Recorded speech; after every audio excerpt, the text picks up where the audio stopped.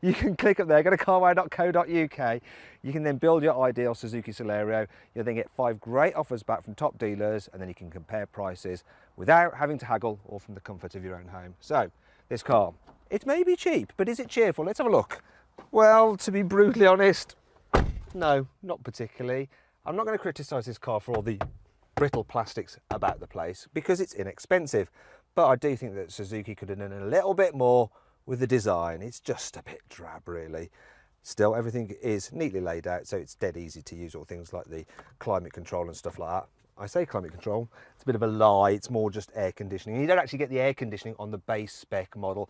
This is the mid-spec car, and it does have it, but you're going to need this mid-spec car if you want things like Bluetooth audio, and this car costs from £9,000. I'd like to talk about the infotainment system, but there's not much to say because that's all you get. There's no touchscreen, there's no sat-nav, there's nothing. Even this mid-level car has this, look. Look, manual door mirrors. That's like living in the 90s. Another thing that's weird about this car is that while there's loads of space, look at this, I've got loads of headroom, I can jack up the seat, and height adjustment is standard on all models. Cubby spaces are a bit odd, so yes, you've got a decent glove box, there's some space there for your mobile phone and a charging point. You've got a couple of cup holders there, but the side door bins aren't large enough to take even a small bottle. They seem to have been designed for some long pieces of vegetable because they just fit absolutely perfectly.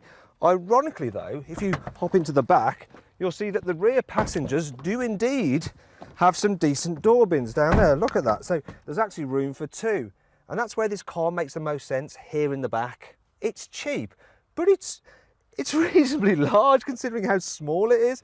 So knee room's all right, but look at the headroom, look at that. Tall people over 6 foot will be fine back here. Also, unlike a Volkswagen Up, you have 3 seat belts, so you can carry 3 people in the back, and it is doable at a squeeze. Another thing that's pretty good is, I don't know if you can see, the windows are huge. Plus, if you look at this one, winds all the way down. Now, it is a windy window on this particular model, but the top spec car does have electric back windows. Let's move on to the boot. So, for this size of car, it's pretty blooming good actually. Look, you can fit a large suitcase underneath the parcel shelf. There's not too much of a lip actually compared to some other rival cars such as a Hyundai i10. Under here, I wonder what there is. There's that tyre inflation kit and some extra space around there. But other than that, that's your boot pretty much taken care of. There's not really much going on in there. Right, let's just get that out of the way. And then I'll show you this, what it's like, oh dear, when you fold the seats down.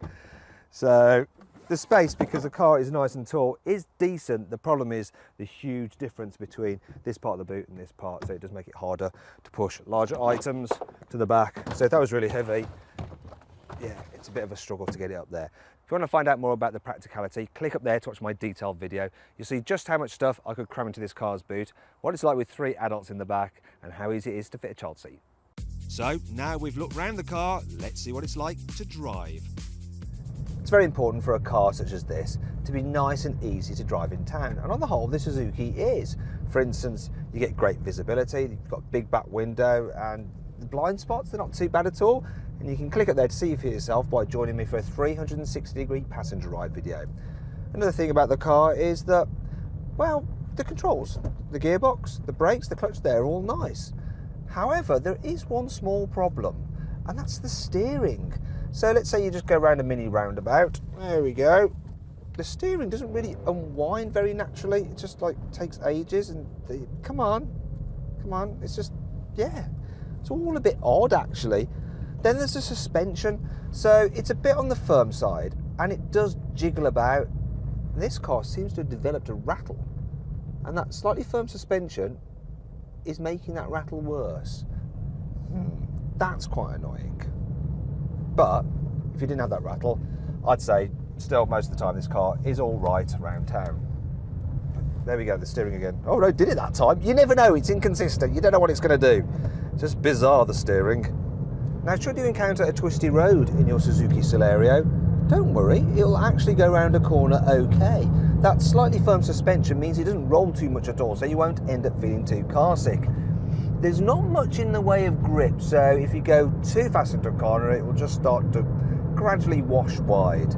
The biggest problem is the steering once again. it's like you turn the wheel and it pauses and then it reacts. So you have to plan your turn. So here's a turn, I'm turning the wheel, and now the car's turning.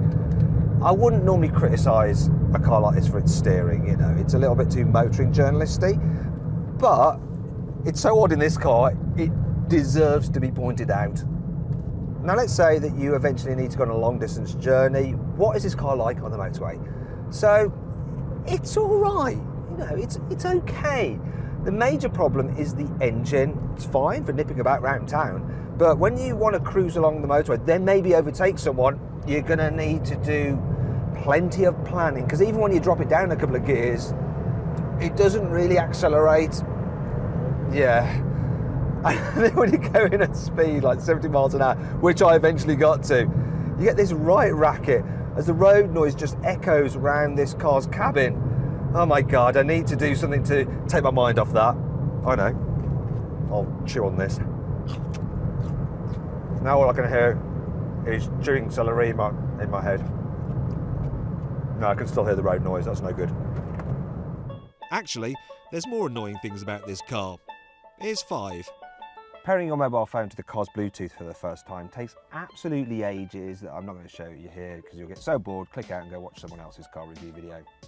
This car is so cheap that they haven't even bothered to try and disguise the locking wheel nut. I'm not entirely sure that someone would ever want to steal these alloys anyway.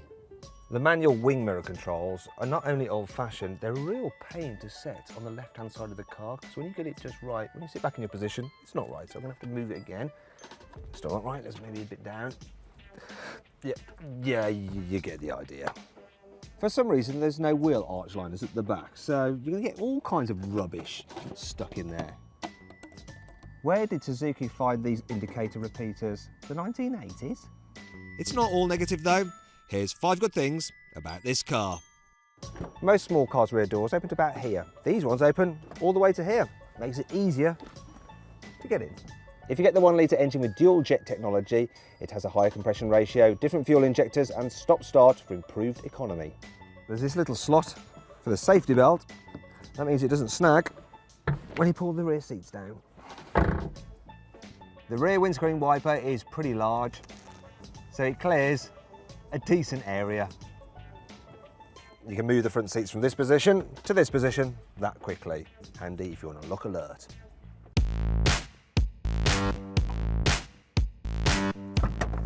If you click it there, you can go to carwow.co.uk for more information and to compare offers on the Suzuki Celerio. So then my verdict on it. Should you avoid it? Should you consider it? Should you shortlist it? Or should you just go right ahead and buy it? Well, I reckon you should consider the Suzuki Celerio. It does feel a bit budget, but then it is actually really good value for money. If you enjoyed this video, please like it and share it and click on our logo to subscribe to our channel.